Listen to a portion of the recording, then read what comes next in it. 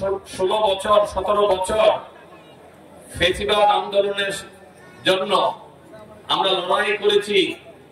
এই লড়াইয়ের অগ্রণী ভূমিকা পালন করেছে আমাদের বাংলাদেশ জাতীয়তাবাদী দলের senior vice chairman Tarique Rahman. আপনাদের সকলের জানা আছে নিশ্চয়ই, নাকি? আজকে অনেকেই অনেক কথা বলে, তারেক রহমান যদি না থাকতো তাহলে 5ই আগস্টের স্বপ্ন সফল হতো না। আজকে এমন একটি দিনে আমরা এই দ্বিবার্ষিক সম্মেলন করতে এসেছি। এই দিনে 1952 সালে বাংলা ভাষার জন্য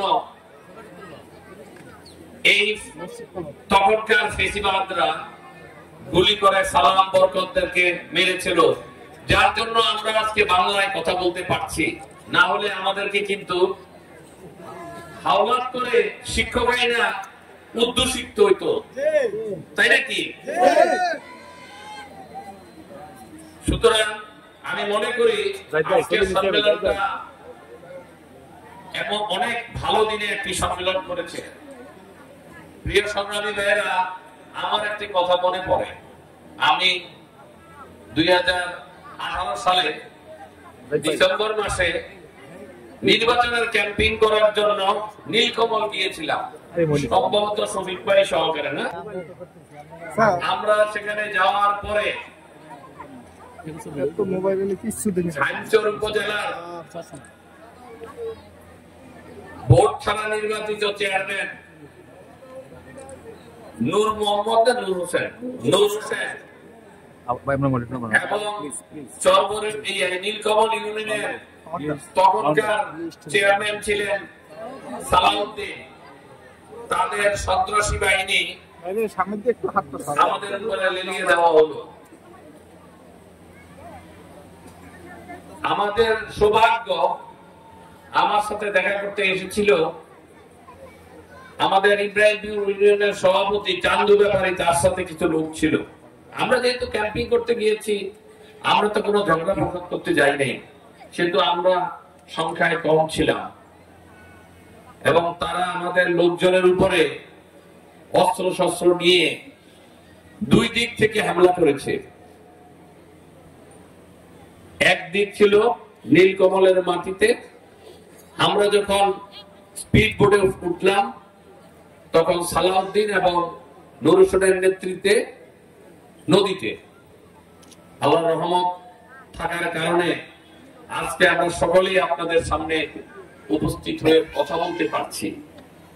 আমার সহকর্মী, আমাদের জেলা বিএনপি সাধারণ সম্পাদক টিউনুর সম্পর্কে বলেছেন। আমি একটু জানতে চাই, আপনি 5 তারিখে 6 তারিখে কোথায় ছিলেন? জাতীয়তাবাদী দলের সৈনিকরা যদি না থাকতো, জনগণ আপনাদের বাড়িঘর লুট করে নিয়ে যেত।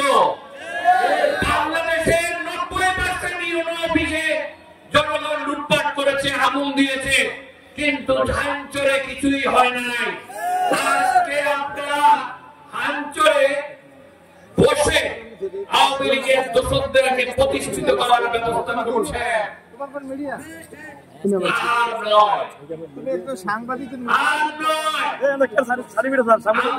আমাদের কানে যেন যেতে হবে।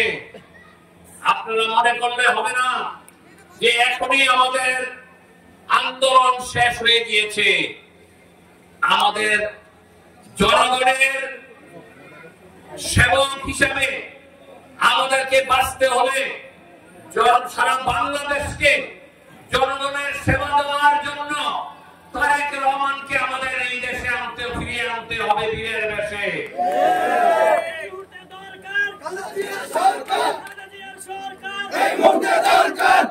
আমিও তো চাই কথা কইতে দে।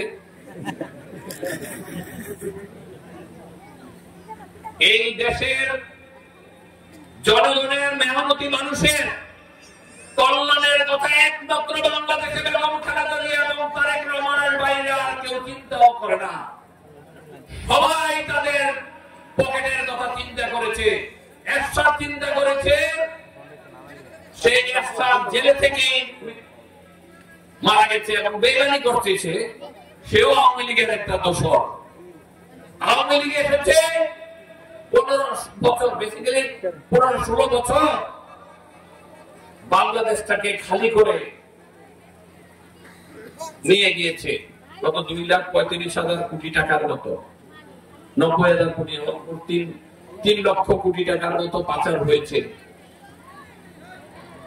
আমাদের যারা বিদেশে কষ্ট করে হার্ড কারেন্সি ডলার পাঠায়, সেই টাকার 80% টাকা তারা চুরি করে নিয়ে গিয়েছে।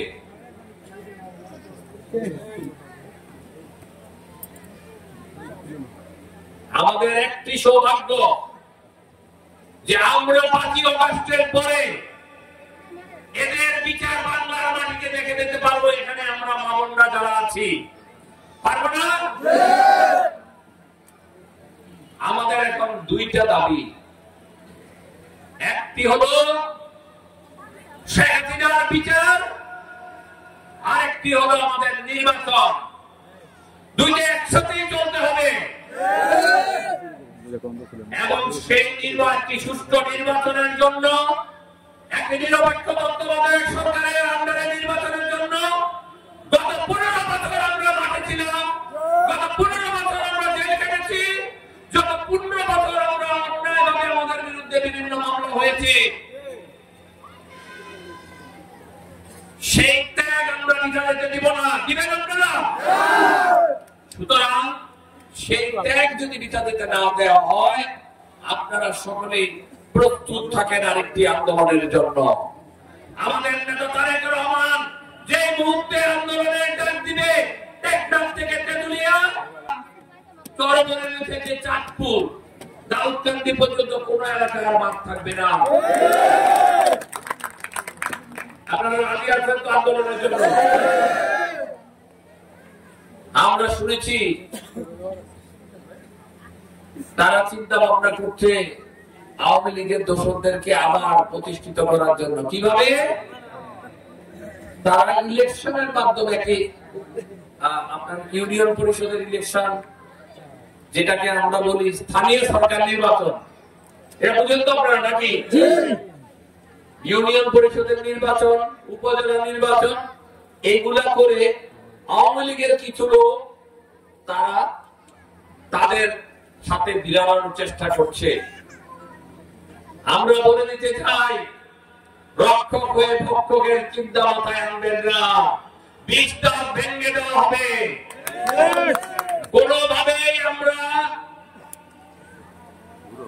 জাতীয় সংসদ নির্বাচনের আগে কোন স্থানীয় সংসদ নির্বাচন হতে দিব না। কমিটিটা চরবরবী ইউনিয়নকে শক্তিশালী করার একটি কমিটি উপহার দিবে। আমাকে কে জানে লিখে পাঠাইছে, চরবরবী টু চাঁদপুর একটি মেরিন ড্রাইভ নিয়ে আপনার মতামত কি?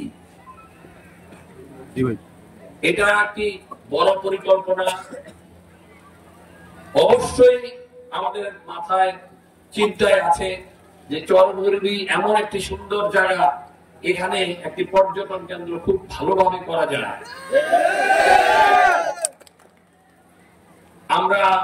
আমি এবং আমাদের সাধারণ সম্পাদক অ্যাডভোকেট সেলিমুল্লাহ সেলিম ভাই আস্তে আস্তে আমরা আলোচনা করেছি যে আমরা কালকে আমাদের প্রশাসনের সাথে দেখা হবে।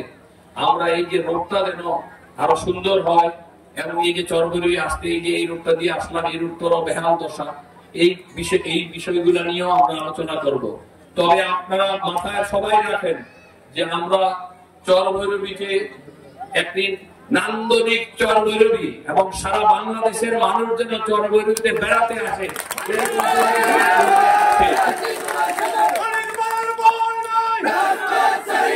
চরবরবীর পক্ষ থেকে